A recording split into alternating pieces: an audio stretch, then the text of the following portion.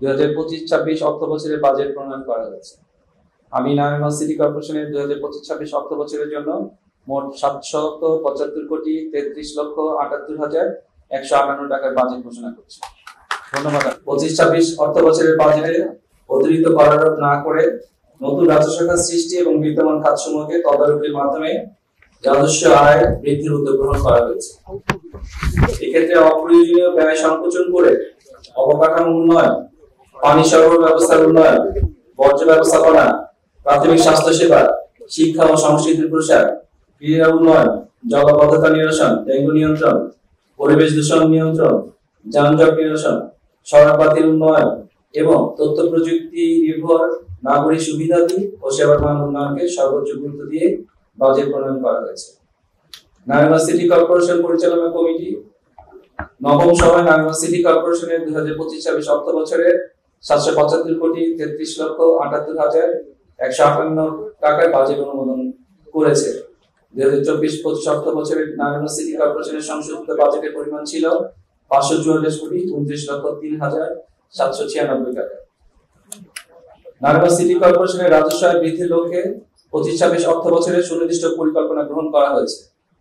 কর হার বৃদ্ধি না করে করের ব্যাপ্তি এবং রাজস্বের নতুন খাত সৃজনের উদ্যোগ গ্রহণ করা হয়েছে। সহজ, আধুনিক ও প্রযুক্তি নির্ভর রাজস্ব ব্যবস্থা গড়ে তুলতে ই-ট্রেড লাইসেন্স, ই-সনদ সফটওয়্যার, ই-পানির বিল সফটওয়্যার এর মাধ্যমে আধুনিকায়ন অব্যাহত আছে। রাজস্ব আয় বৃদ্ধির লক্ষ্যে পঞ্চবার্ষিকী অ্যাসেসমেন্ট কার্যক্রম চলমান রয়েছে এবং বিদ্যমান আবাসিক ও বাণিজ্যিক স্থাপনার কর পুনর্যাচাই করার উদ্যোগ গ্রহণ করা হয়েছে। সময়মতো হোল্ডিং ট্যাক্স আদায় এবং আদায় বৃদ্ধির লক্ষ্যে অগ্রিম কর প্রদানের ক্ষেত্রে বিশেষ সুবিধা দিয়ে রিবেট প্রদান করা হচ্ছে। আর্থিক বছরের মধ্যে পৌরকর পরিষদের জন্য গণনা বিজ্ঞপ্তি প্রদান, তাগিদপত্র প্রেরণ ও কর মেলার আয়োজন করা হয়েছে। এতে নাগরিক উদ্বুদ্ধ হয়ে পৌরকর পরিশোধ করেছেন।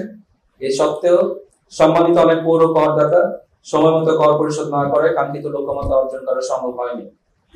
পৌরকর আদায় সন্তোষজনক না হলে নগরবাসীকে কাঙ্ক্ষিত সেবা প্রদান করা সম্ভব হবে না। এছাড়া পৌরকর আদায়ের উপর ভিত্তি করে উন্নয়ন সহযোগী প্রতিষ্ঠানসমূহ উন্নয়ন কাজে বিনিয়োগ করে থাকে। যে সকল সম্মানিত নাগরিকগণ অদ্যাবধি পৌরকর পরিশোধ করেননি, উন্নয়নের স্বার্থে সে সকল নাগরিকদের পৌরকর পরিশোধের জন্য বিনীত অনুরোধ করছি। আমি সেই সাথে যারা সময়মতো পৌরকর পরিশোধ করেছেন তাদেরকে আন্তরিক অভিবাদন ও ধন্যবাদ জ্ঞাপন করছি। 2024-25 অর্থ বছরের অনুমোদিত বাজেটে মোট রাজস্ব আদায়ের লক্ষ্যমাত্রা নির্ধারণ করা হয়েছিল 163,38,370 টাকা।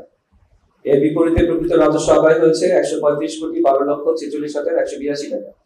আদায় হার 82.81%। উক্ত 135,12,46,182 টাকার মধ্যে কর বাবদ আদায় 79,83,25,577 টাকা। অনুদান 1,14,60,000 টাকা। অন্যান্য রাজস্ব বাবদ আদায় 54,14,60,605 টাকা। 2025-26 অর্থ বছরের বাজেটে রাজস্ব খাতে আয় প্রস্তাব করা হয়েছে 214,54,92,912 টাকা। নারায়ণবাসীর বহু প্রতীক্ষিত শীতলক্ষা নদীর উভয় পাশের মানুষের যোগাযোগ ব্যবস্থা উন্নয়নের লক্ষ্যে বাংলাদেশ সরকারের অর্থায়নে প্রায় 735,18,00,000 টাকা ব্যয়ে কদমনসুল ব্রিজ নির্মাণ কাজ শুরু হয়েছে, যা নগরবাসীকে নগরের দুই প্রান্তের জনগোষ্ঠীকে পারাপারের দীর্ঘদিন আকাঙ্ক্ষা পূরণ করবে এবং জনজীবনের স্বস্তি ও যোগাযোগ ব্যবস্থার উন্নয়নে অবদান রাখবে। সরকারি থোক ও বিশেষ বরাদ্দের আওতায় 2024-25 অর্থ বছরে 45,42,00,000 টাকা বরাদ্দ পাওয়া গেছে। উক্ত বরাদ্দের আওতায় 27টি ওয়ার্ডে অগ্রাধিকার ভিত্তিতে 9.6 কিলোমিটার আরসিসি রাস্তা, 5.9 kilometre RCC drain, 3.8 kilometre BC road ও পানি সরবরাহ ব্যবস্থার উন্নয়নের কাজ চলমান রয়েছে। বর্জ্য ব্যবস্থাপনার জন্য 6টি যানবাহন ও প্রকৌশল যন্ত্রপাতি ক্রয় প্রক্রিয়াধীন আছে। এছাড়া নারায়ণগঞ্জ নগরের পশ্চিমাংশের জলাবদ্ধতা নিরসন করতে কালিয়ানী ও কাশীপুর খাল পুনঃখননের কার্যক্রম চলমান আছে। ইতোমধ্যে নারায়ণগঞ্জ সিটি কর্পোরেশন জেলা প্রশাসনের সহায়তায় খালের সীমানা নির্ধারণ কাজ শুরু করেছে। সুষম এছাড়া পানির বিদ্যমান সংকট মোকাবেলায় মোট 30টি গভীর নলকূপ স্থাপন করা হবে। ইতোমধ্যে 20টি গভীর নলকূপ স্থাপনের টেন্ডার কার্যক্রম চলমান আছে। উক্ত প্রকল্পের আওতায় এই অর্থ বছরে বিবি রোডের উভয় পাশে নগরীর পানি নিষ্কাশন ও জলাবদ্ধতার স্থায়ী নিরসনের জন্য 7.2 কিলোমিটার দৈর্ঘ্যের ড্রেন নির্মাণ কাজ চলমান আছে।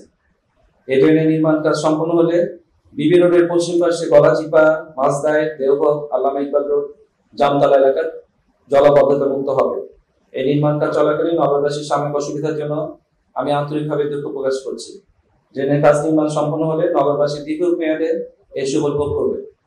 এই প্রকল্পের আওতায় 2024-25 অর্থ বছরে 8 কোটি 18 লক্ষ টাকা ব্যয় হয়েছে। 2025-26 অর্থ বছরের বাজেটে আরো 90 কোটি টাকার সংস্থান আছে। শীঘ্রই এই প্রকল্পের কাজ শুরু হবে। জুলাই-আগস্ট 2024 গণঅভ্যুত্থানে নারায়ণগঞ্জ সিটি কর্পোরেশনের আওতাধীন এলাকায় শহীদদের আত্মত্যাগের স্থানে তাদের নামখচিত 34টি স্ট্রিট মেমোরি স্ট্যাম্প স্থাপনের কাজ চলমান আছে। ইতিমধ্যে 15টি স্ট্রিট মেমোরি স্ট্যাম্প স্থাপনের কাজ সম্পন্ন হয়েছে এবং 7টি কাজ চলমান আছে। এছাড়া বিভিন্ন কবরস্থানে 4টি কবর সংরক্ষণ সহ উন্নয়ন কাজ চলমান আছে।